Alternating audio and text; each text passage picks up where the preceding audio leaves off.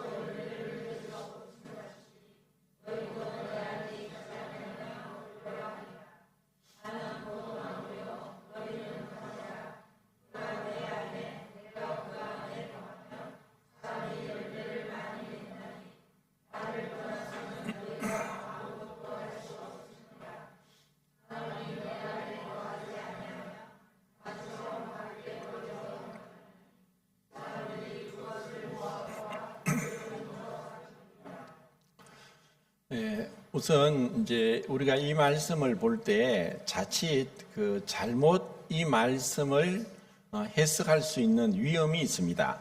그것이 이제 2절과 6절에 있는 제하여 버린다는 것과, 또 사람들이 그것을 열매 맺지 못하는 가지를 불에 던져 불사른다는 그러한 말씀을 통해서 이것이 열매를 맺지 못하면은 이와 같이 제하여져 버리고 또 불에 던져 불살라진다 라고 하면서 구원을 잃어버릴 수 있다라고 하면은 이제 완전히 성경을 잘못 보게 되는 겁니다.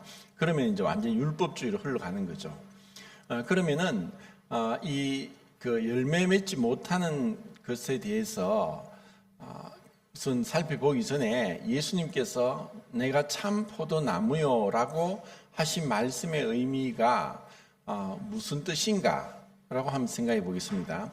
이것은 이제 상징적인 표현이고, 요한복음에는 내가 무엇이다 라고 하는 것이 7번 나오죠. 이것이 마지막입니다.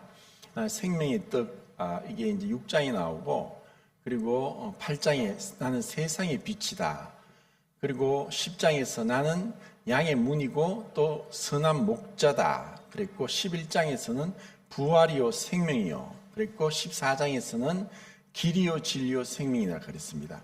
그리고 이것이 이제 7번째 참 포도나무요라고 하시는데, 예수님께서 지금 포도나무라고 말씀하신 것은 상징적인 의미입니다.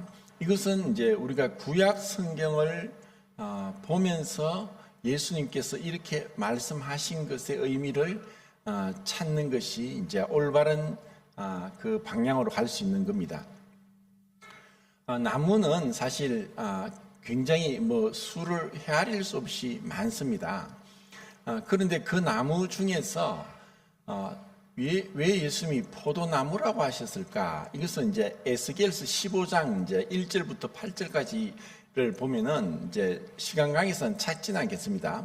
에스겔서 15장에서 뭐라고 하시냐면은 이 포도나무의 그 줄기는 그러니까 목재로서, 그러니까 사람의 이 나무를 가지고 집도 짓고 그릇도 만들고 책상도 의자도 만들고 하는데, 그런 목재용으로는 완전히 불합격이다, 부적합하다라고 하시고, 단순히 포도나무는 그냥 땔감용으로 화목용으로밖에 서지 못한다라고 하시면서 이 포도나무 되는 이스라엘을 열매 맺지 못함으로 그냥 불사르는, 그렇게 불사르겠다고 하는, 그리고 이것이 하나의 말씀이라고 하는 그런 심판의 말씀으로 이렇게 말씀하셨어요.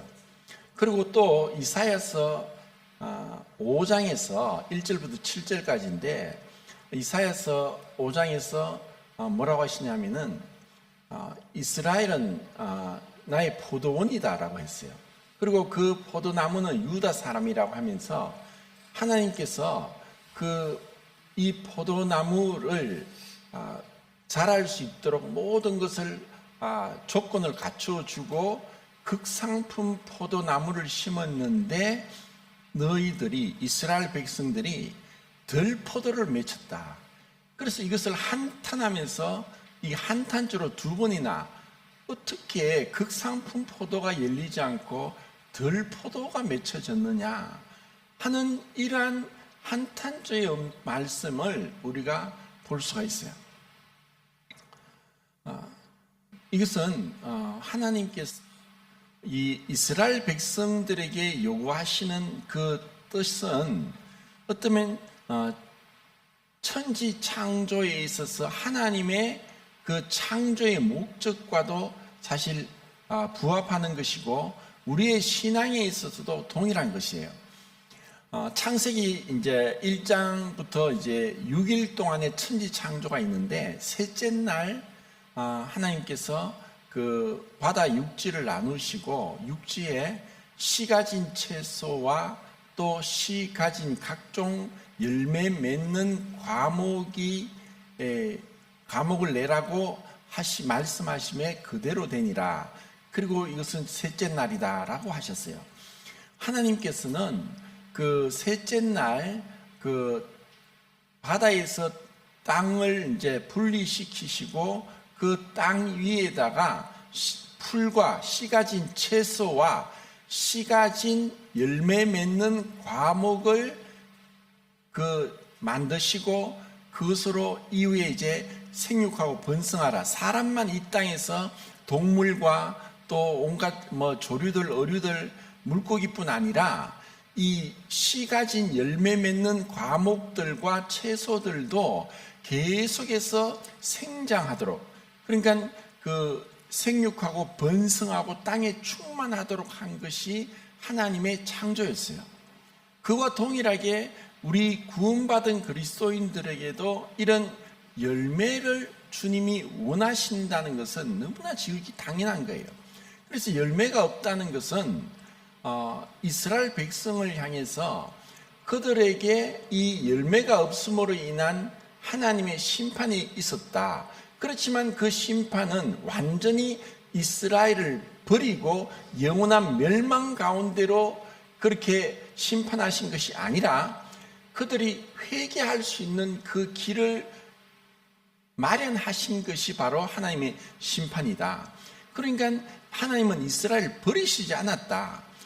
심판하셨다고 해서 그것은 버린 것이 아니라 열매 맺게 하도록 회개하고 다시 하나님께 돌아오게 하기 위한 것이 그 하나님께서 의도하신 그 목적이라는 것을 우리는 알 수 있어요.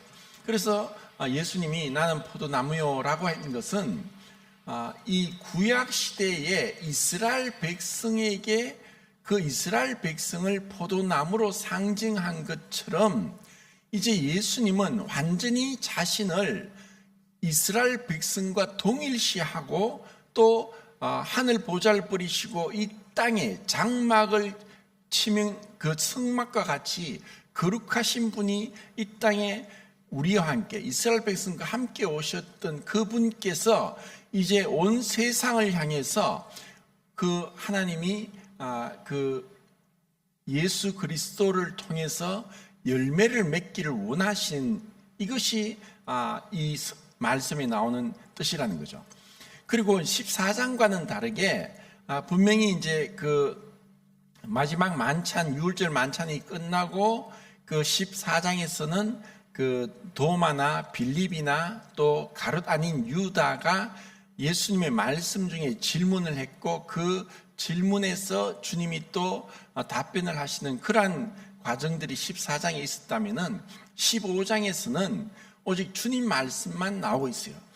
지금 여기서 이 예수님의 말씀을 듣는 자들은 제자들이고 유대인들, 믿지 않는 자들과 또 불신자들이 아니라 이미 예수님 말씀대로 이미 너희는 깨끗해졌다.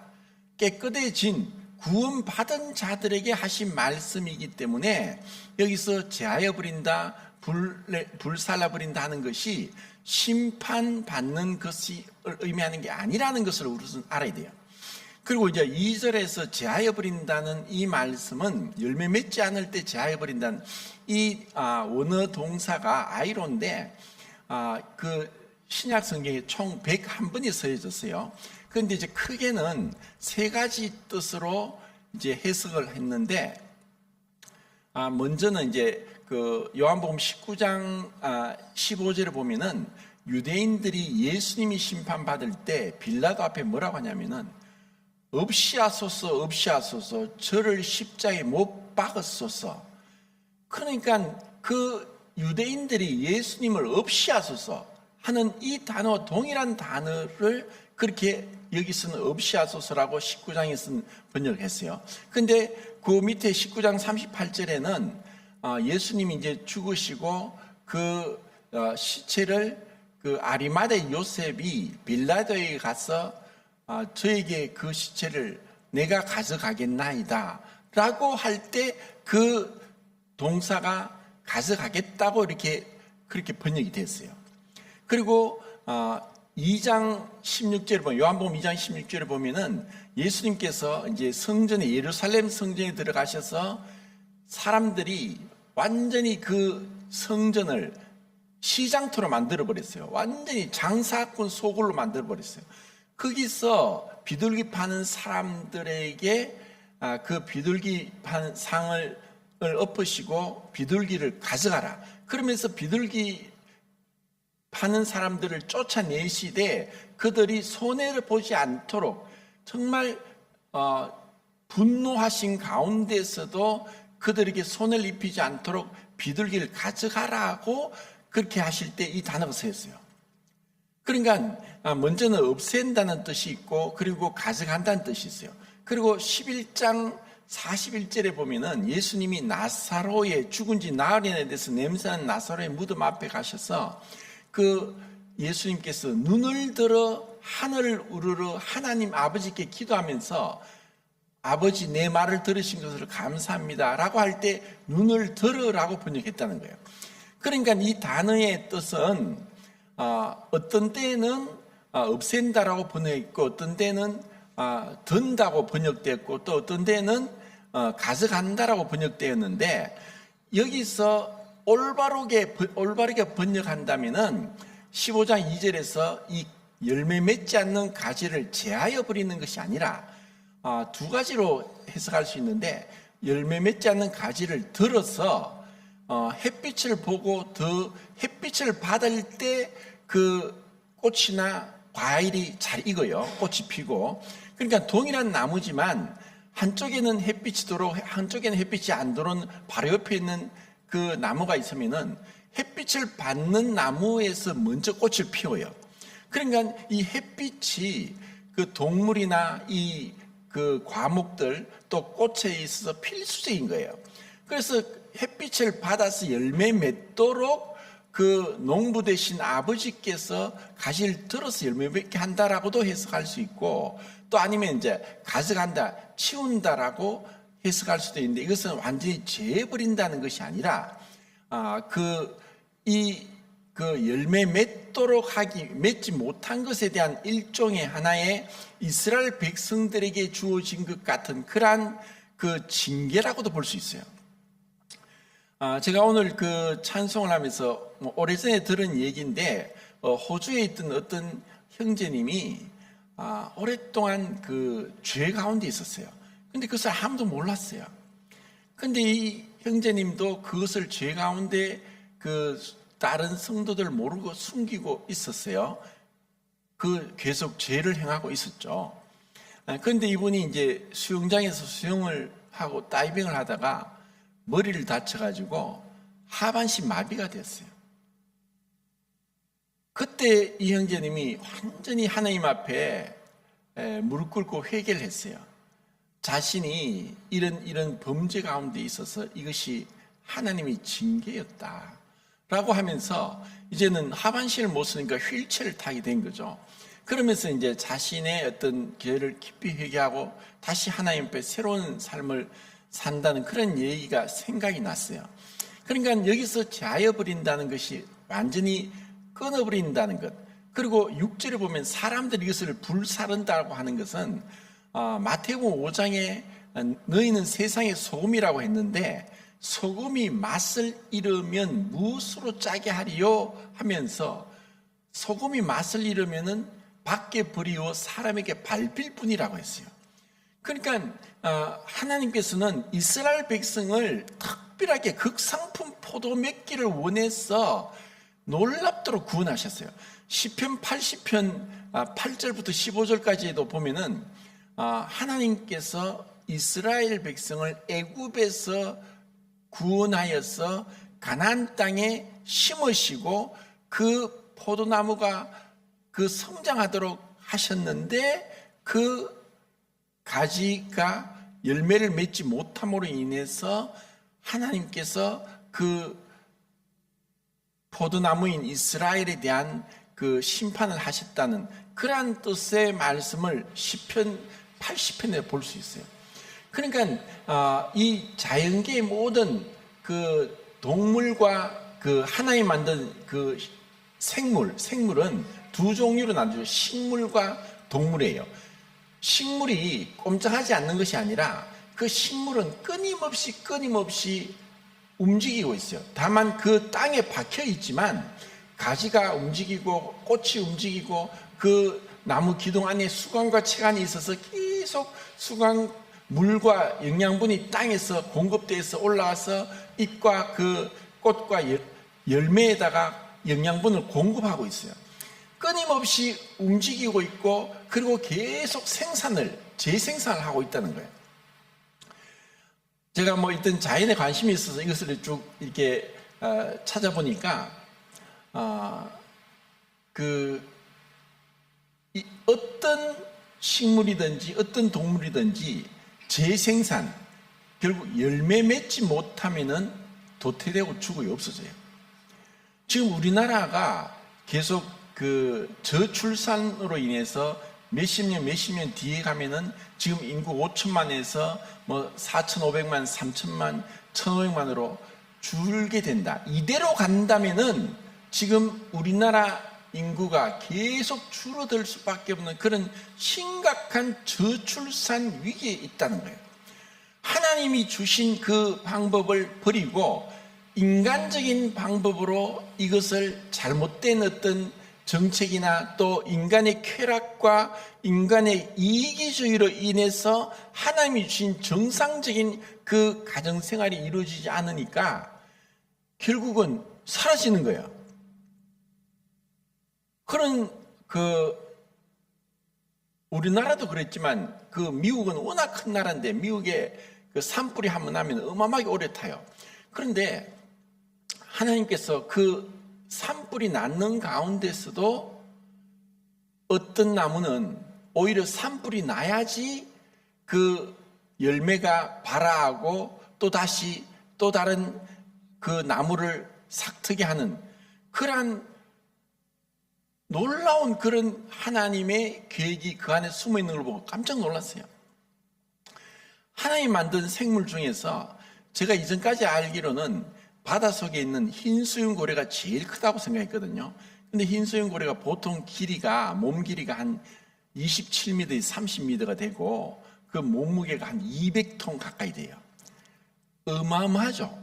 만약에 우리가 바다 밑에 들어가서 그 흰수염고래 옆에를 간다면 어떤 마음이 들까요? 얼마나 무섭고 두렵겠어요.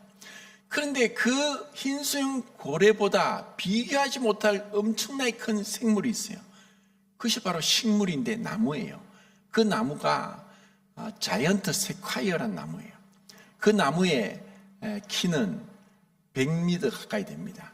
레바논 백향목도 그렇게 되는데 그것은 아파트 한 20층 높이가 돼요.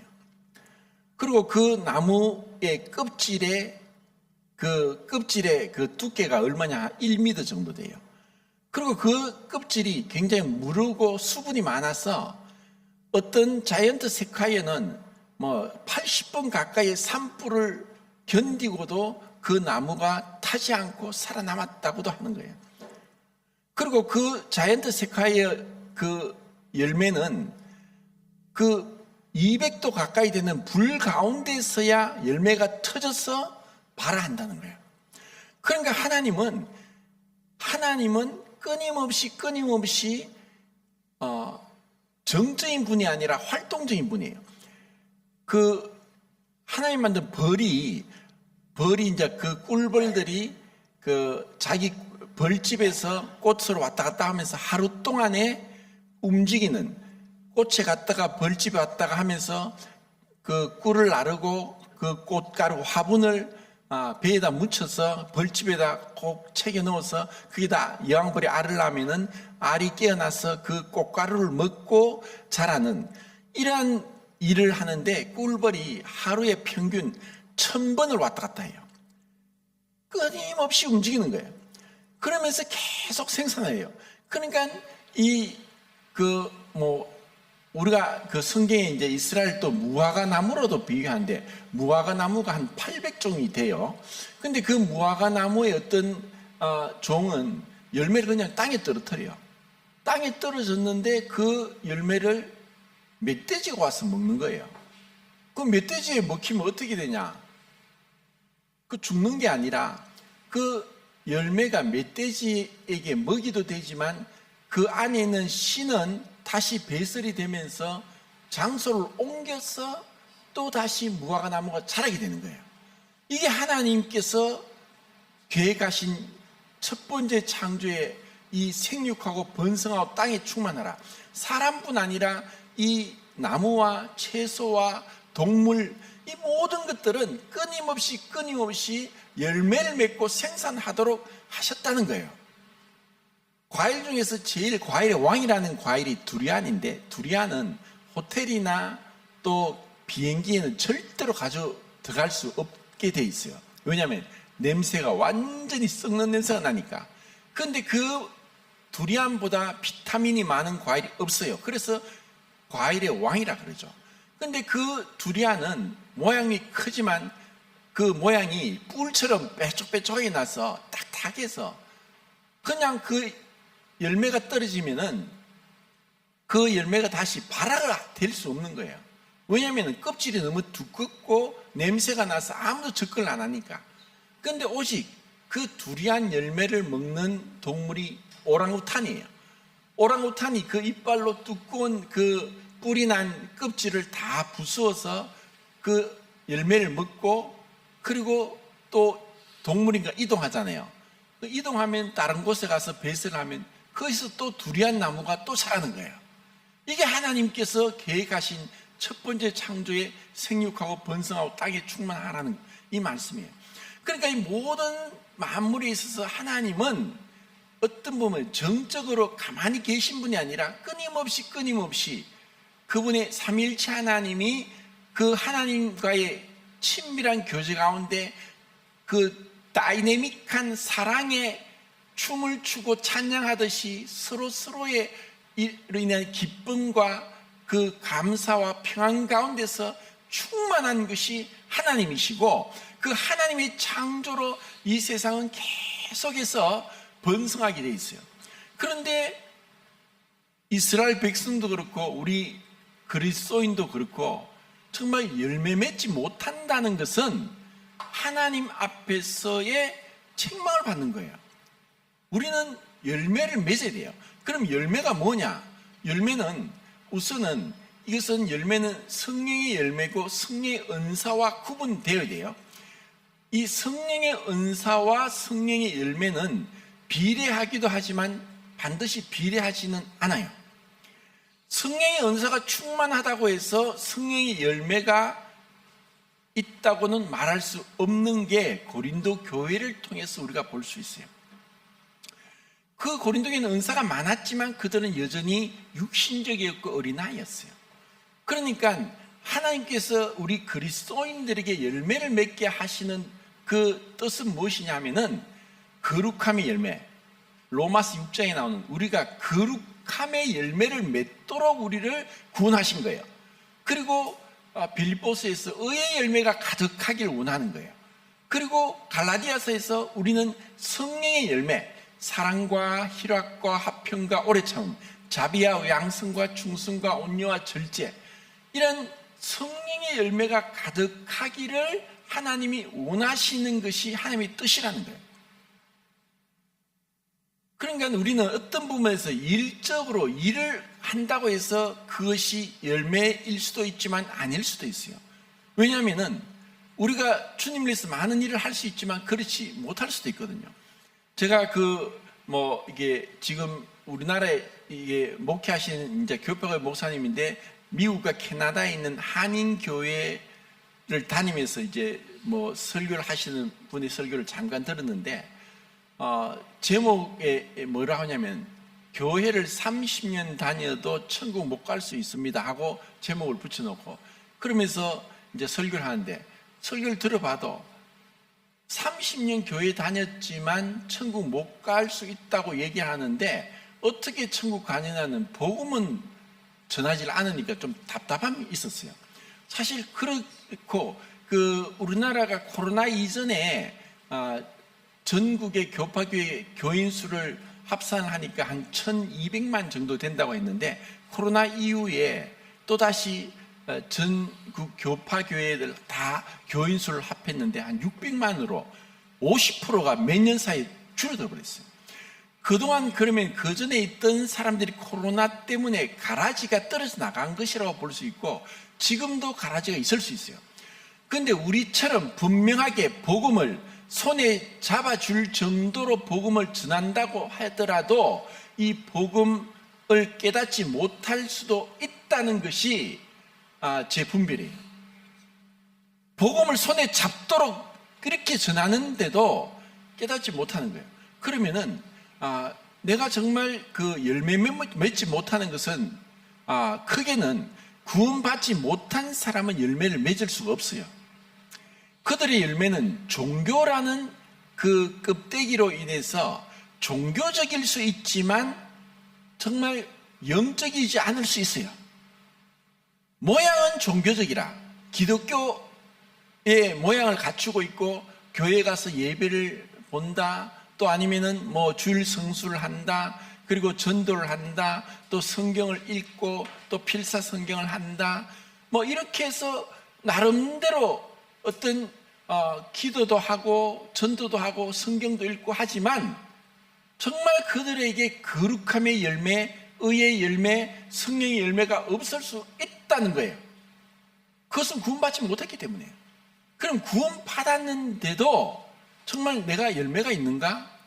내가 어떤 일을 한다는 것, 분명히 일을 하지 않으면 안 돼요. 성령의 은사를 다 받았기 때문에 우리는 각자 받은 대로 섬길 수 있고 봉사할 수 있도록 하셨어요. 그런데 그 섬기고 봉사한다는 것이 정말 열매가 아닐 수 있다는 거예요. 왜냐? 열매는 무엇이냐? 지난주에 우리가 수요일 날 로마서 15장을 했었어요. 15장에 16절 말씀이 바울이 내가 그리스도의 일꾼이 되어 이 하나님의 복음의 제사장 직무를 감당해서 이방인을 제물로 드려 거룩하게 하도록 이 일꾼으로 부름받았다는 그 말씀을 15장 16절에, 로마서 15장 16절에 말씀하고 있어요. 그래서 저는 이제 그 말씀을 이제 우리 그리스도인의 임무는 마치 구약시대 제사장들이 제물을 하나님께 드리는 것처럼 우리 그리스도인들이 드리는 제물은 이방인이다. 구원받지 않은 자를 복음을 전해서 구원받게 하는 그것이 우리 신약교회 제사장 된 그리스도인의 임무다라고 이제 생각을 이제 하고 있었죠. 그런데 그 말씀을 또 곰곰이 묵상을 하면서 오래전에 어떤 우리나라 분인데 영국에 가서 실제로 성막에서 제사장의 역할을 실제로 똑같이 그것을 훈련하고 공부하고 한 분의 설교를 들은 적이 있어요. 그런데 이분이 완전히 열변을 토하면서 이 제사장 직무가 어떠한 거냐? 제사장 직무는 우선 재물을 오면은 그 재물, 소나 양이나 염소가 오면은 그 소나 양의 염소의 눈을 가리고 칼을 가지고 그 정수리에다가 찔러서 그것을 죽이는 게 첫 번째 일이다. 근데 그것을 계속 연습을 하는데 실제로 정수리에 찔렀는데 이게 정확하게 안 맞으면 안 죽어요.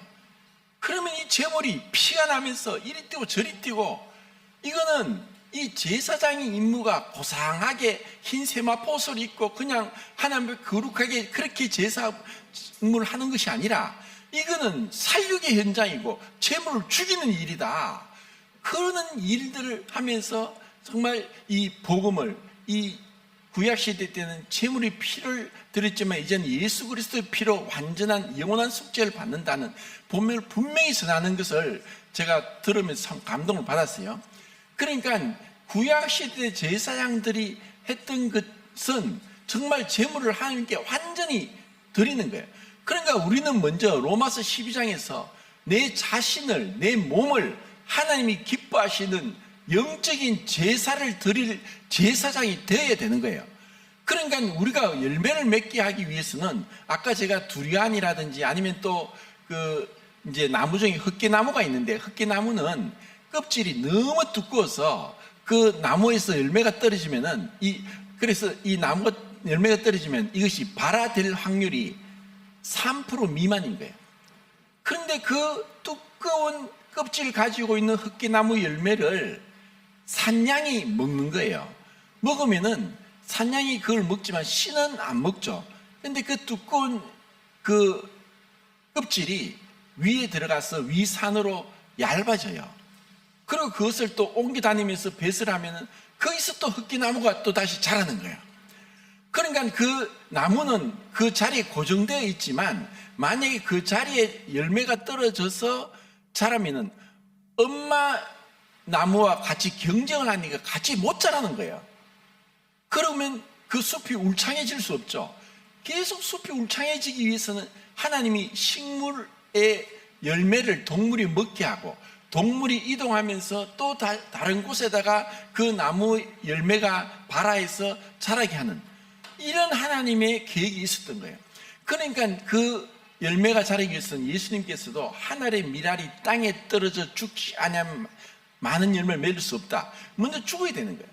그러니까 우리는 열매를 맺기 위해서 첫 번째는 내 자신이 그리스도와 연합해서 죽음을 끊임없이 경험해 가는 거예요. 그래서 바울이 나는 날마다 죽노라. 그 복음의 제사장 직무를 감당하는데 우리가 복음을 전하는 것도 어떤 부분에서는 복음의 은사가 있어서 설교를 잘하고 복음을 잘 전해서 전할 수 있지만 지금은 이 복음이 너무나 해내서 아무리 설교를 잘하고 바울 사도가 와서 베드로가 여기 와서 복음을 전한다 해도 사람들이 귀가 막혀 있고 마음이 높아져 있고 교만해져 있기 때문에 믿기 어려워요. 그럼 어떻게 복음을 전하느냐? 정말 그 삶으로서 자기를 부인하고 정말 그리스도와 연합된 죽음을 삶의 경험으로 보여준 자들에 의해서 그들의 마음이 움직여지는 거예요. 그래야만 그들을 이방인을 제물로 드리기에 복음의 제사장 직무를 감당하는 거예요. 먼저 내가 죽지 않고 어떻게 이 복음을 전할 수 있어요? 죽음 이후로. 그래서 그 결국 죽음이라는 것은 어떻게 보면 우리는 구원 받았지만 신분적으로 의로와 적고 거룩해졌어요. 그런데 여전히 우리는 우리 삶에서 많은 육신적인 아담으로부터 물려받은 그리고 부모로부터 또 조부모로부터 물려받은 육신의 건강과 육신의 기질들, 좋게는 좋은 성격도 있겠지만 더러운 성격도 물려받아요. 그런 것을 물려받은 것을 어떻게 내가 십자가로 처리하면서 그리스도의 성품, 그리스도의 인내와 겸손과 온유와 그리스도의 그 사랑과 그리스도의 그 기쁨을 내가 그 통로가 되어서 생명의 통로가 되어서 나타낼 때 그때 열매가 맺혀지는 거예요. 그런데 우리가 구원 받았는데도 아무리 세월이 지나도 열매가 없는 이유가 있어요. 어떤 식물은 뿌리도 없고 잎도 없는 식물이 있어요. 그 이름을 제가 기억을 잘 못하겠는데, 그 식물은 식물인데 뿌리도 없고 잎이 없어요. 그럼 무슨 식물이냐? 기생식물이에요. 이 식물은 그 식물 옆에 가서 딱 달라붙어서 거기에 있는 진액을 다 빨아먹어요. 그럼 이 식물이 시들시들 말라서 죽는 거예요. 이런 기생식물들뿐 아니라 균류, 그러니까 균류는 진균류도 있고 또 하여튼 곰팡이류가 있죠. 그런 곰팡이가 뿌리에 쫙 깔리든가 아니면 잎에 어떤 벌레들이 꽉 있든가 하면은 잎을 다 갉아먹든지 아니면 뿌리에서 그 곰팡이류가 계속 뿌리를 막아가지고 기운이 위로 못 올라가도록 막아버리면은 이것은 열매를 못 맺고 시들시들해지는 거예요. 그러면 우리에게 이런 열매를 맺지 못하는 것은 뭐냐? 그것은 육신이 처리되지 않은 거고 또 죄 가운데 있다는 것이에요. 여기서 예수님이 너희가 내 안에, 내가 너희 안에 있으면 과실을 많이 맺는다고 했어요. 여기서 내 안에라고 했고 너희가 내 안에 거하면, 거한다는 이 단어가 복음서에서는 한 40몇 번 쓰였는데 그 중에서 27번이 요한복음이 나와요. 그리고 요한복음 중에서 15장에서만 11번 나와요. 그러니까 거한다는 말은 동일하게 그 안에 거하는 거고 가까이 있는 거고 말씀을 듣고 믿고 순종하는 것이고 그분을 가까이 따르는 것이고 그분을 사랑하는 것이고 또 그분을 경외하는 것이에요. 우리가 하나님 말씀을 가까이 하지 않으면 절대로 변화가 없어요. 왜 열매 못 맺느냐? 말씀을 안 읽는데, 말씀을 모르는데 어떻게 믿음이 생겨요? 믿음은 들으면서 나고 들으면 그리스도의 말씀으로 말미암아요. 그러니까 말씀을 읽지도 않는데 교회를 아무리 오래 다니면 뭐합니까? 제가 지금 공부하는 어떤 모치님은 말씀을 하루에 3장 읽기로 했는데 하루에 2시간씩 1시간 반씩 읽는데요. 그러니까 지금 진도는 이제 출애굽기 넘어가 있는데 벌써 사무엘상까지 넘어갔어요. 성경을 읽지 않으면은 교회 안에서 예수님 말씀이 먼저 된 자가 나중되고 나중된 자가 먼저 돼요. 우리는 주님 앞에 마라톤이에요. 누구는 토끼같이 빨리 달릴 수 있지만 거북이가 느리게 한다고 우습게 보면 안 돼요. 거북이는 꾸준히 가는 거예요. 우리의 신앙은 거북이처럼 꾸준하게 매일매일의 삶에 있어서 주님과의 동행이 정말 그분 앞에서 그분 안에 거하고 그분과 함께 동행하면서 열매를 맺는 거예요. 제가 어제 그 병원에서 근무하는 어떤 성도님을 신방을 갔어요. 그래서 신방을 가서 나이 든 분들 간병하는 거 보고 우리도 나이 들면 저렇게 병원에 와서 간병을 받아야 되겠지요. 이렇게 저희 자매가 이야기를 했어요. 그래서 그 자매님이 뭐라고 하냐면 아니에요. 젊은 사람도 많아요. 지금 여기 젊은 사람이 간병을 87세 된 할머니가 지팡이 짚고 그 아들을 간병하고 있어요. 그 아들이 해군 장교였는데 사고로 마비가 돼가지고 87세 할머니가 그 며느리는 도망갔는지 없고 그 할머니가 이 아들을 간호하고 있다는 거예요. 우리는 장담할 수 아무도 알 수 없어요. 우리는 어떻게 보면 하나님 앞에서 어떤 열매를 맺고 있는가? 내가 정말 내 열매가 뭐냐? 정말 하나님 보시기에 하나님 정말 기뻐하시는 열매인가? 그것은 정말 이 말씀을 보면서 우리가 냉정하게 자기 성찰이 필요하고 또 자기 성찰이 필요하고 그리고 올바른 진단을 해야 돼요. 우리가 병원 가더라도 문제가 있으면 올바른 진단을 내야 올바른 치료책을 얻을 수 있잖아요. 올바른 진단을 하지 않으면 우리는 어떻게 보면은 갈라디아서 스스로 속이지 말라. 사람이 심는 대로 거두리라. 육체를 위해 심는 자는 육체로부터 썩어질 것을 거두고 성령을 위해 심는 자는 성령으로부터 영생을 거둔다. 우리는 어떻게 보면은 식물같이 동물같이 무언가를 열매를 계속 내고 또 재생산을 해야 될 자들이에요. 정말 내가 내 삶에서 어떤 재생산을 하고 있는가? 먼저는 우리의 목표는 여러 가지가 있겠지만 정말 누구에나 동일하게 간과할 수 없는 것은 내가 구원받았으면 우선은 내 부모, 내 자녀, 내 형제 자매 쪽으로 이 복음이 확산되어서 열매를 맺어야 돼요. 이것이 첫 번째 목표가 돼요. 근데 이것을 두고 우리가 그냥 쉬운 게 아니에요. 왜냐하면 어떻게 보면 가족 전도가 제일 어려워요. 그러니까 우리에게 그리스도로 인한 그 어떤 자신을 부인하면서 내가 정말 주님을 믿음으로 하나님의 미랄로 땅에 떨어져 죽는 것 같은 그 삶을 통해서 어떤 변화가 일어나는 거예요. 어떤 분이 구원을 받았는데 그 옆집의 사람이 자꾸 이 사람이 교회 나가고 찬송 소리가 듣기 싫어서 아침마다 몰래 그 집 앞에 쓰레기를 뒀어요. 시비를 걸고 골탕 먹이려고. 그런데 이 그리스도인이 그 쓰레기를 보고 내가 내 쓰레기 아닌데 그러니까 옆에서 두는 걸 알았어요. 그런데도 아무 말도 하고 그 쓰레기 계속 치워주니까 몇 개월이 지나니까 이 옆집의 사람이 이상하게 생각해요. 저 사람이 왜 저럴까? 오히려 이 사람을 골탕 먹이려다가 이 사람이 그렇게 자기를 부인하고 자기를 희생하면서 쓰레기를 치운 걸 보고 당신이 믿는 그 하나님을 나도 알고 싶다, 믿고 싶다. 이렇게 전도가 된다는 거예요. 그러니까 우리에게 가족들에게도 복음을 전하는 게 쉽지 않지만 가족 전도하기 위해서 어떻게 하든 기도하고 방법을 짜내야 돼요. 그리고 우리 삶에 있어서 정말 내가 이 거룩함의 열매가 맺어지는가, 의의 열매가 맺어지는가, 성령의 열매가 맺어지는가 하고 돌아보면서 주님 앞에서 은혜를 구해야 된다는 거예요. 이것이 제가 이 포도나무, 주님께서 포도나무라고 하신 이 말씀을 묵상하면서 저 자신도 정말 주님, 제가 무슨 열매로 주님을 기쁘시게 하고 있습니까? 제가 어떤 가운데 있습니까? 정말 다시 한번 냉정하게 돌아보면서 주님을 더 기쁘시게 하기 위한 열매를 맺고자 하는 그런 마음을 가지게 됐습니다.